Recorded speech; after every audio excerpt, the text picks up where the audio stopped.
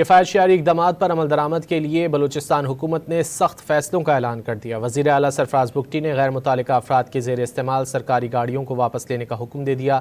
مزید جانیں گے ڈان نیوز کے نمائندے عبداللہ ظہری سے۔ عبداللہ بتائیے۔